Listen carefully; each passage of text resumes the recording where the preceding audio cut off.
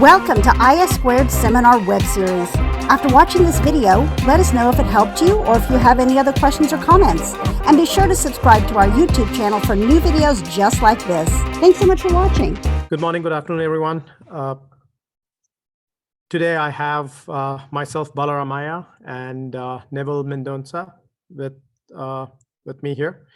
And we are going to be talking about the digital relationships, partnerships and identities, and how to secure them, how to manage those identities and relationships that basically have a profound impact on the business and how exactly it interacts with the current business and the enterprise landscape.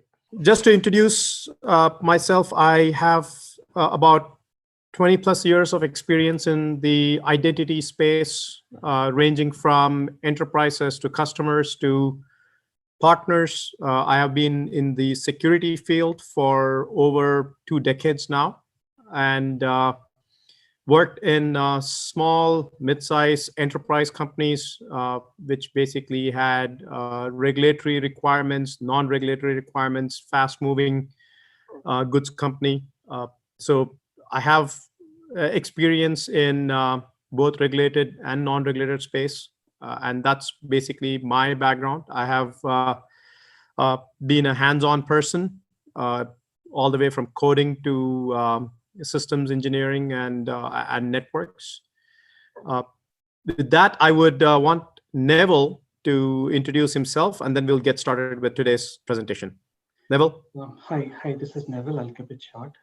This is Neville Mendonça, and I have been working in this identity and access management space for almost 20 years now, mostly focused on identity access and governance area, and I live in Tampa, Florida. Nice to see you all. Thanks, Neville. So myself and Neville will be tag teaming in this particular presentation. We will have plenty of time towards the end of the presentation for any questions and comments. This presentation is not going to have any demos, which we are planning to do on EIAG in the next couple of weeks. So if you are interested in looking at the solution, there will be a separate email that will be coming out probably towards the end of the week, and you can register for that demo webinar. So today's discussion is going to be mostly all presentations, and if you have any questions, raise your hand or put it on the chat window, and we will do our best to answer those questions. If we are not able to answer any questions, we will make sure that we get back to you with the answers. And if there are any breakout sessions that you feel would be needed, we can arrange for that after this particular meeting. So in today's landscape, the increasing state of relationships is depicted by an organization having a number of entities with which it interacts. And during the course of that interaction, it has requirements to onboard them, offboard them, give them access to resources, whether in terms of application, data. You have services which are automated that interact with other services outside your organization to complete certain activities within your boundary or your enterprise. So all these things, if you actually put together, you have a sourcing team probably, which interacts with building relationships, your master services agreements, your non-disclosure agreements, which is the backbone of any enterprise agreements. And these sourcing groups would be interacting with, say, your suppliers, your partners, your vendors, sometimes customers too. And they in turn might be having their own set of suppliers, partners, contractors, and so on and so forth.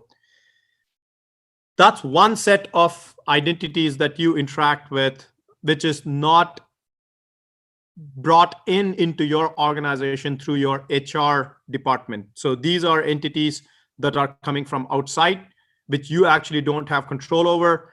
Most of the times you are probably not even doing any background checks or any other checks before you allow them to access your data or your applications. And in most cases, these are all controlled by uh, uh, service agreements that exist between your organization and the organization from where these people are coming into your boundary. On the infrastructure side, you have services these days, whether it's RESTful or SOAP-based, or any other way where you are actually transferring data between two organizations, even if it is through, say, an FTP upload or an FTP exchange. All these are, again, built based on certain contracts that you actually have with those organizations.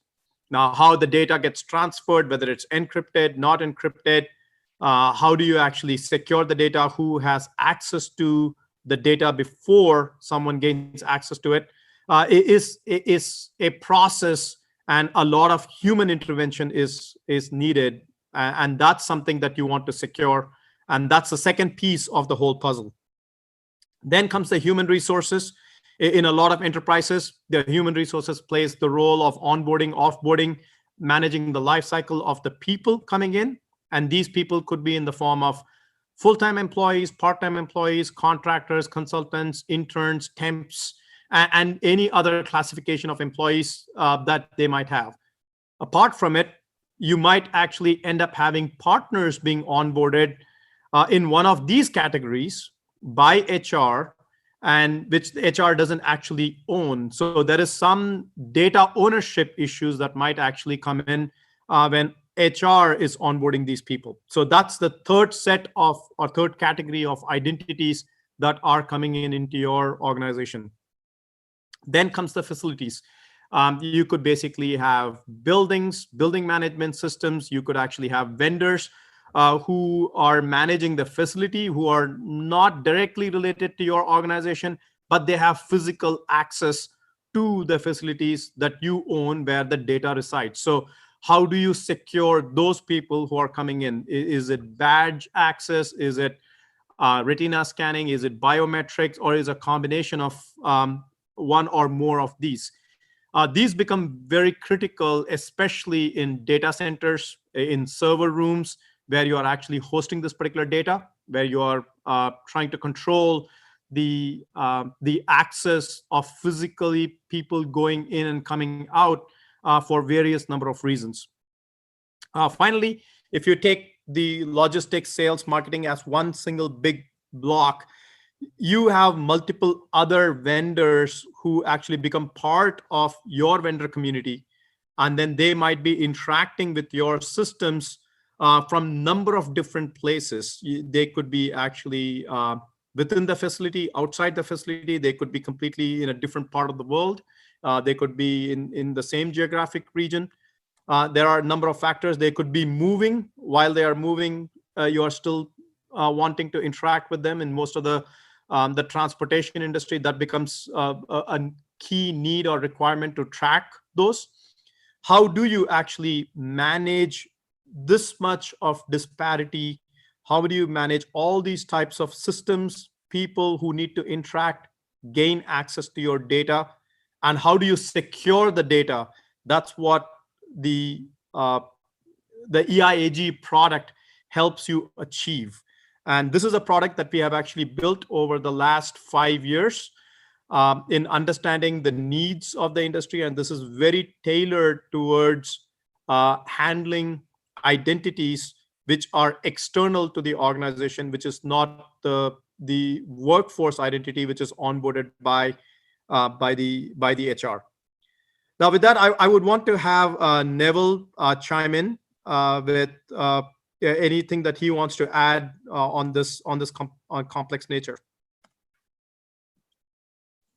Neville?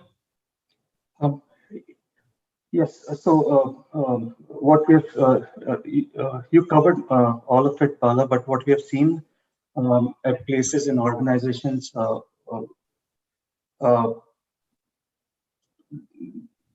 there are like this business users uh, who interface with this external identities, but they don't have a place, a centralized place to manage them, to manage their access.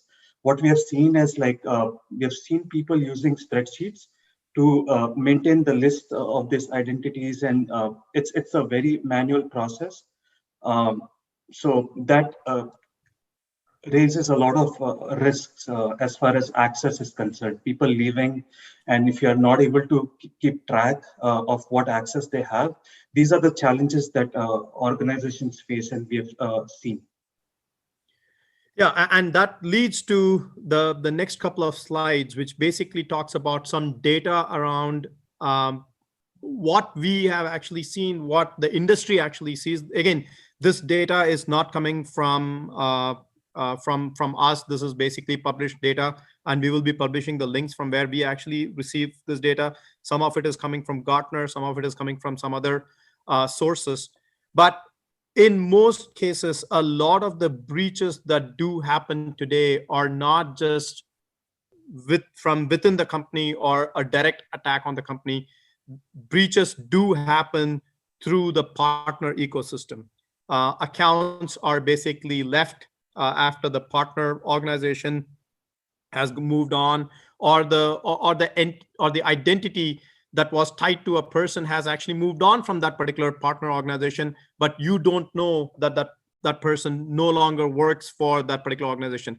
So some of these things, as you can see, they have at least some third party data breach that basically caused a breach of their data. There are times when you actually don't know who is coming in and who is going out. A lot of times it's very difficult to give access to applications and data for the external vendors and certify that they are the only people who are actually accessing the data, and nobody else on behalf of them is able to gather that particular data. So this is some of the statistics that's there. Let me draw this screen out. What are the main challenges in the external identity management system today? Three main questions. Who is in your system? Who has access to the data and the applications in your environment? And do they really need access to that particular data now? So what it means is, at some point in time, they needed the access to the data and they had access, but do they actually need access to the same data set, same applications today? How do you actually put a ring fence around the access problem and the identity problem that exist because of external vendor interaction to your internal systems? So there might be certain requirements in your application landscape with two partners that you actually have, where you might actually have to have a wall between the two partners, because those two partners are competitors of each other. You might have certain regulatory requirements where you can only expose certain part of the data or certain applications within your boundary to certain partners. There might be geographical boundary requirements where you might have to, like for example, GDPR, you might actually have a geographical need that some part of the data is not exposed to people coming from a different region in the world. So how do you actually control all this? How do you track who is coming in and who is going out? How do you actually put in processes in place where once the access has been given, there is a way to certify that particular access? So these are some of the critical issues that we have actually seen within our customer ecosystem. And these are some of the things that we actually believe is very well addressed in our EIAG product. So why do you need better external identity management system.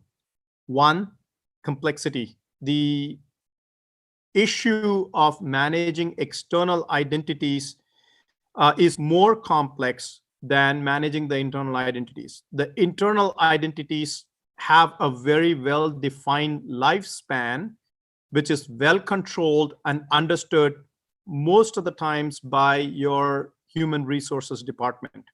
They exactly know when they come in, when they go out, when the updates are being done, when the roles change within the organization, and they are also controlled by background checks or other contractual and legal documents that are signed between the employees or the internal workforce and the organization. On the other hand, external identities, who comes in and goes out is completely dependent on the partner organization that is certifying that they have actually completed all the required vetting and the background checks and all the contractual obligations that are needed before they get onboarded to access your data. So it's a complex landscape. You have to be on top of it. You need to track it and manage it. And it requires complex processes to be set in place. Most of the times, what we have actually seen is a lot of organizations have manual processes, Excel spreadsheets to control this. And eventually, if the number of external identities goes beyond a particular limit where you can't control these with the Excel sheets, they tend to build custom applications. They will put in directories. They will put a UI to manage, say, the passwords, the authentication, and the operational overhead that basically comes along with it, and a lot of manual processes that is put in within your IT department, interacting with the other side of the business, and it just basically creates more complexity. If you pass these two hurdles and you are able to bring in your external partners into your organization, how do you control access to the right amount of data that you want to actually expose to these external partners and vendors? So you want to reduce the time to onboard the external partners because time is money. You actually want to only give access to the data that they should have access to and not give more. Once the activity is completed and the data access or application access is not required, how do you terminate the access? And to top it all, how do you have a process where you have audit controls, reporting? In the event you get audited, you can basically show the entire track of who came in, what they did, at what time they basically did what, and you are compliant to all the regulations that might be affecting your industry. So security becomes the key part with everything that is happening around the world today. The cybersecurity threats, when you actually allow an application exposed outside, or let's assume that you're opening your doors to a partner through, say, a VPN tunnel. Do you trust that particular partner to put the same amount of controls that you put within your network, or you're actually buying extra risk by connecting two networks and allowing the partner to have free access into your network? How do you control that particular access? How do you make sure that a breach in the partner network does not become a breach in your network? Those are all some of the, I would say, reasons why you need a better external identity management solution, because at the end of the day, everything gets tied to an identity. You want to be able to know who is doing what, when, and where. From a lifecycle point of view, the identity lifecycle is very similar to the internal identity lifecycle. You have to basically be able to identify the person or the service. Now, the identities does not necessarily mean is always associated with a physical warm body. It could be associated with a service. It could be associated with a device. It could be associated with something in between, with the IoT, with the cloud, with the tokens. There are so many different ways you can actually identify something that is interacting with your services, your systems. So you need to be able to create those, onboard those. There might be a need to bulk import them to provide delegated administration. You need to be able to provide a self-service portal where the end users can come and do registrations, and they can have a seamless process, a better user experience of interacting and getting onboarded into your system. Once they are into your system, how do they go and update their profiles? Whether it be their phone numbers, whether it be their email addresses, whether it be, let's say, they want to reset their passwords or multi-factor authentication, tokens. How do they interact with you without increasing your overheads, without increasing the time to interact with your systems, so that you are well optimized, well-oiled machine for these external business partners to be able to deliver the services on time, which is critical for your business to move forward. And finally, be able to audit the activities that are actually being performed by these end users to make sure that they are in compliance to certain enforced, I would say, legal agreements that you have between the organizations, and for you to be able to generate reports and satisfy any regulatory compliance that you might have during your audit process. And finally, when an identity goes out of scope, when an access goes out of scope, you need to be able to revoke that particular access in a seamless fashion without too much of a delay between the time the identity or the access really went out of scope and the time you terminated the access in your systems. So how do you put controls around all these? With the EIAG, what you want to do is you want to be able to discover, be able to establish your processes, and then be able to realize the fulfillment of your access controls on your external identities. So this is basically your process layer or governance layer, where you would be introducing things like, how do I enforce my legal agreement on the partner? Am I actually going to ask them to certify by filling in an Excel spreadsheet with questions? Do you basically gather data from, let's say, their identity, saying that, hey, can you show me that these people who are accessing our systems, they are still active in your systems? Did you actually perform a background check before you onboarded them onto our system, right? So you basically discover the data, you establish certain processes to look at that particular data and certify that that particular data now is in conformance with the enforced legal agreement.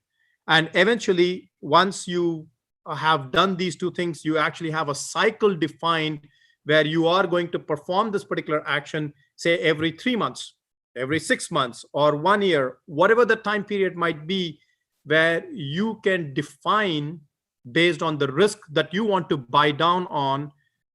The process gets repeated without much of an operational overhead on your side and also on the partner side.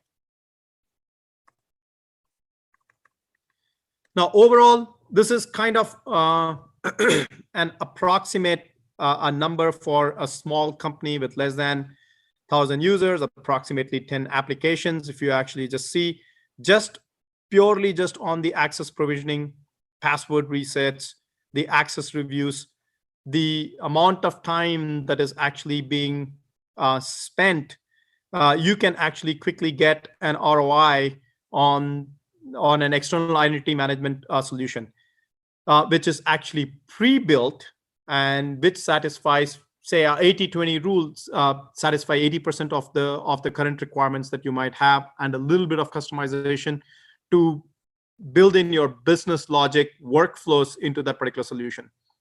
Now, this is not a linear progression model for every 1,000 users or 10 applications. this number just basically doubles up. That's not the way it works. Based on the number of organizations that you have, based on the number of types of applications, how deep of data access restrictions you want to actually post, what type of regulatory compliance that you have to actually satisfy, these numbers will change. So this is not a line on the sand that this is kind of the only savings that you're going to do. It could be more, it could be less. And based on that is the decision that you have to make, whether you want to actually build an application, whether you want to buy an application, or the spreadsheets are going to work for you. So those are all very complex questions that you have to answer before you get into buying a particular product. Again, even though we build the product, we have a product that's built very specifically for this use case, we do believe as an organization, not everything can be satisfied or solved using tools. Tools is just one thing that allows you to get there, but a lot of these things related to identity is business driven.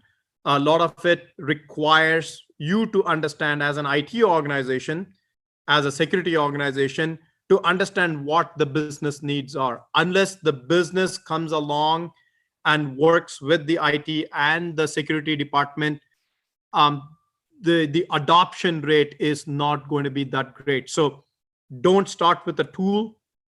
Start with your business processes, understand what your needs are. The tools should come towards the end. I'm going to move to why choose EIAG. And I would want to transfer the control here from myself to Neville to walk you through the EIAG as a product, why we believe that EIAG plays a very critical role in solving some of these business problems. Neville? So as we have talked about, EIAG solves the problem for onboarding external or third-party identities or entities. The tool allows you to set up organizations. Like you may be dealing with a lot of organizations, different types of organizations. So it gives you a way to build a structure depending on the type of organizations and organizational hierarchy. There is an organization and subsidiary organization, so you can nicely build that hierarchy. You can set up custodians. Custodians can be your internal users, or you can delegate external users as custodians for that particular for the organizations they belong to. So basically, it lets you automate the onboarding, offboarding process, the access management. If you have well-defined policies like around what access these people should get, the birthright access, so you can define those policies within the tool. And as you onboard these users, external identities, the access is automatically granted to the users on the applications that are managed by EIG. So as I said, automation definitely saves a lot of time with onboarding, offboarding. Audit reviews, like now you have one central location where you have all your users and what access they have, what entitlements they have.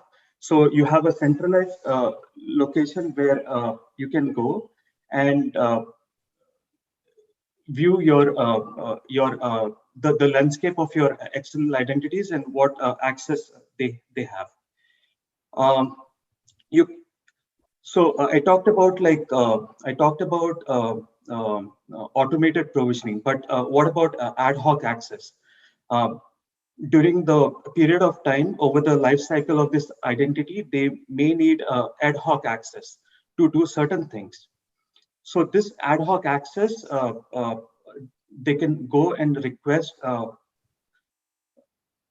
using the self-service portal, and then the access request you can streamline them using workflows. So you can build workflows. The tool comes with a workflow designer. You can build complex workflows using that. Where now when someone requests access, like you have approval set up, you have gatekeepers set up on those entitlements to approve or reject this request. So governance model, right? So you can have recertification campaigns. Two types of recertifications. One is a continuous recertification where you continuously recertify, or you can run your own recertification campaigns. So that way you make sure that if someone no longer requires access, you can go and remove that access. These gatekeepers can go review the access and remove the access that is no longer needed. The tool does support multi-factor authentication. So we do have our inbuilt authentication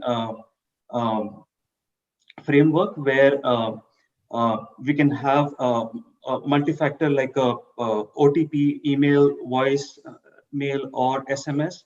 We also support push notifications. You can also integrate integrate EIAG with your existing SSO platform using SAML 2.0. So most of the use cases we have seen in the organizations, you can just go to the tool and enable them. Most of the things that are required for onboarding and controlling access, they come out of the box with the tool. But you do have, I mean, if you have like some specific use cases, the tool is flexible enough. You can customize it for your business needs. You can, there are multiple deployment options as well. You can deploy it on-premise, or you can deploy it within your cloud as well. We are coming up with our own SaaS solution as well for EIAG.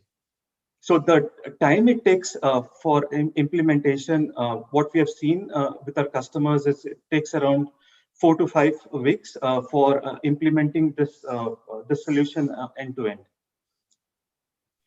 Yeah. So thanks, Naval. So that's the most critical part from an ROI point of view. This is something that you can get up and running within 4 weeks of you identifying the solution and being ready.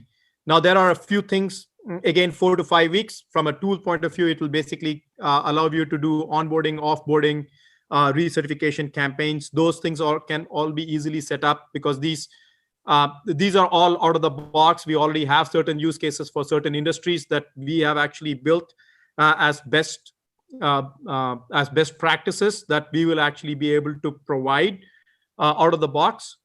The important thing here is, again, there might be certain business requirements, certain workflows that the organizations want to customize. There is no code required for you to do it. It's basically, most of it is GUI based. But again, we never preach that we are a plug and play organization. Neither are we a plug and pray. We are somewhere in between. So just like being very honest and being upfront, these solutions are never zero custom solutions. There is always customization. There is always some amount of code. So don't go in thinking that, hey, I bought this particular solution, I put it on a server and I can forget about it, and the system will do everything by itself. There is no carry and feed needed.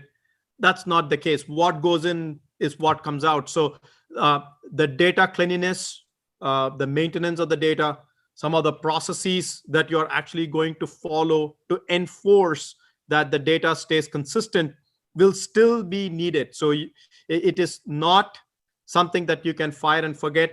It is something that you can fire, you can track, and if you are diligent about it, you can forget about not having issues. So again, setting the expectations is very important when you are looking at solutions. You are never going to have a solution, especially in the identity space, which is ever going to be a solution that is completely out of the box. We do have connector frameworks. There is some amount of customization. There is some amount of code that's needed to be written. Again, we do not use any proprietary language. Most of it is JavaScript or .NET. It's very easy to understand and be able to extend the functionality that exists. But it's not zero code. It's not zero customization.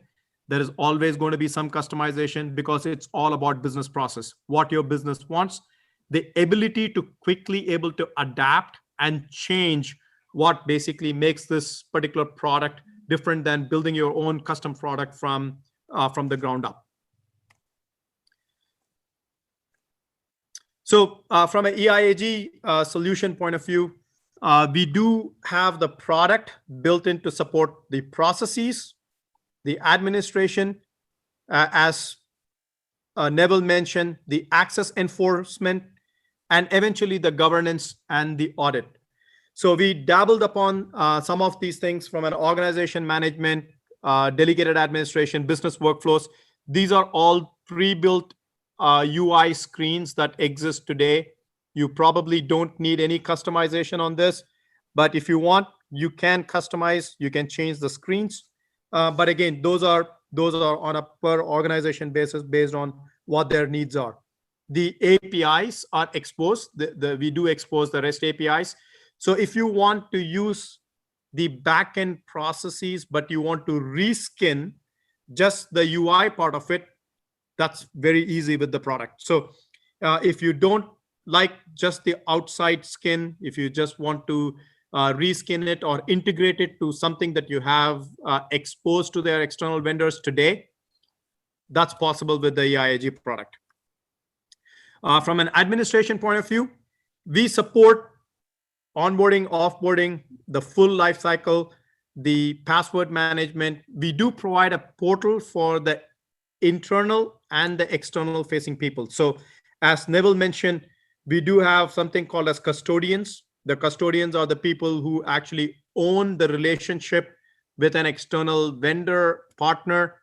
They can actually manage, manipulate the identities that is being onboarded, the access that is being granted to these identities.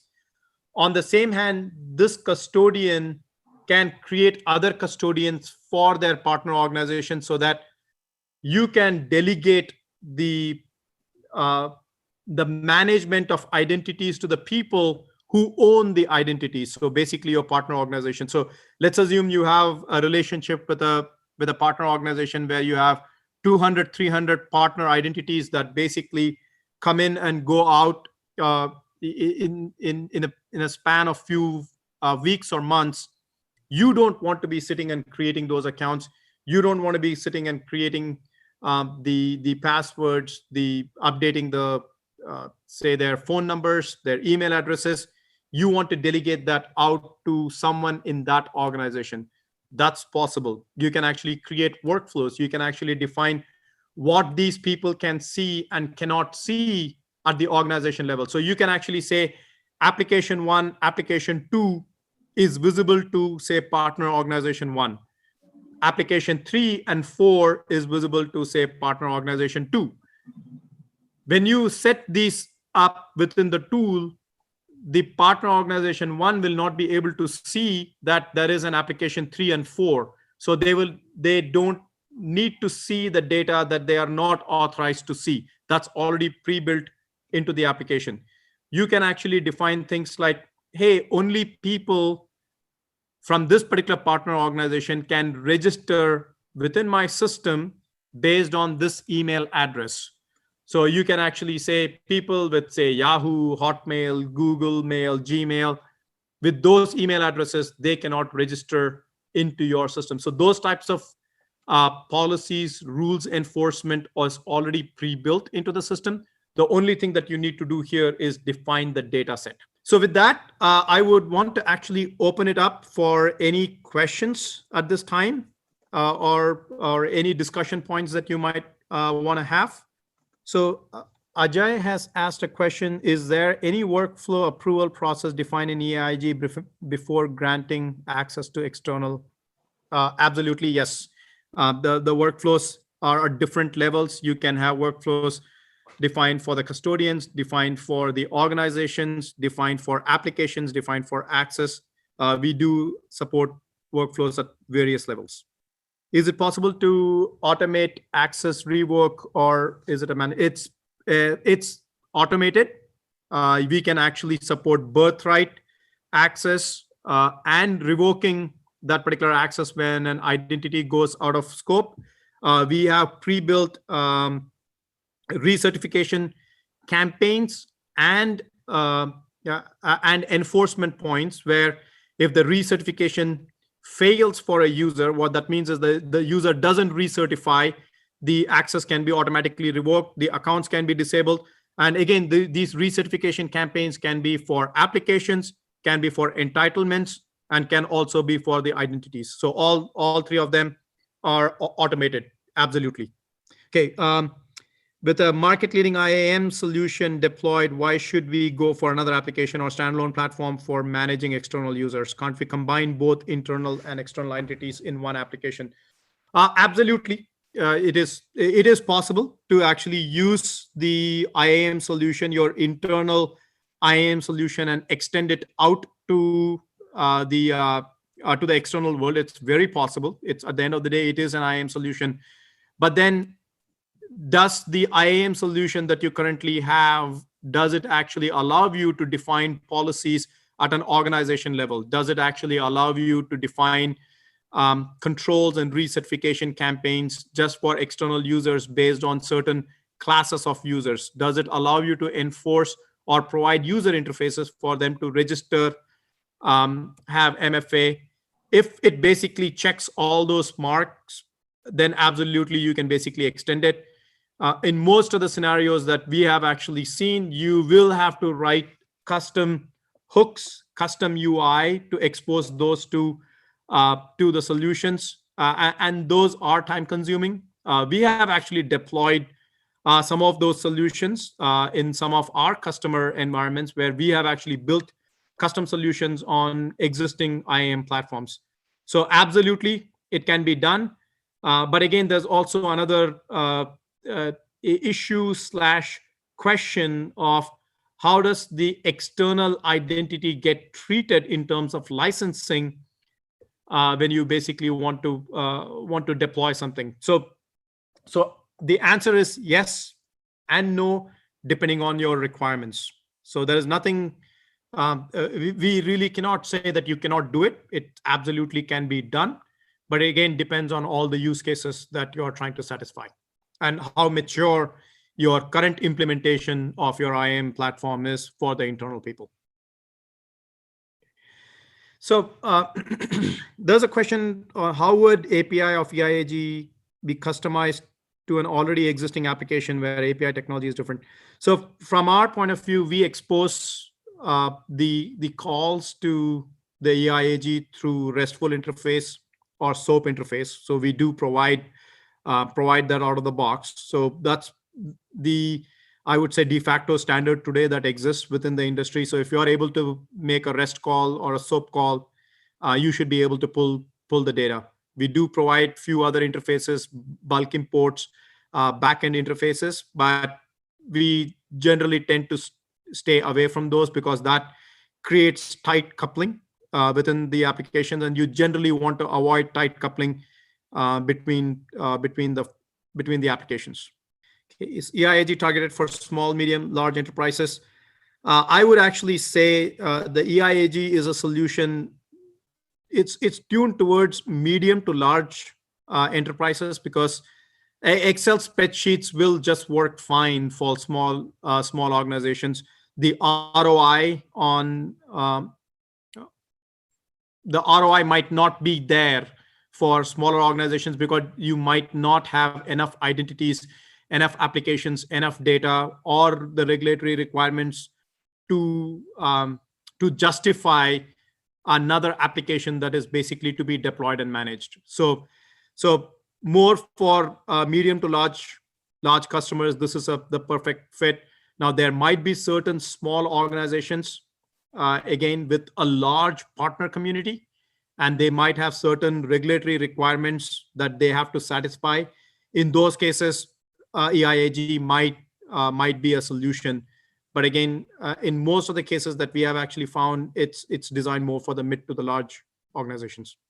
I don't think there are any other questions.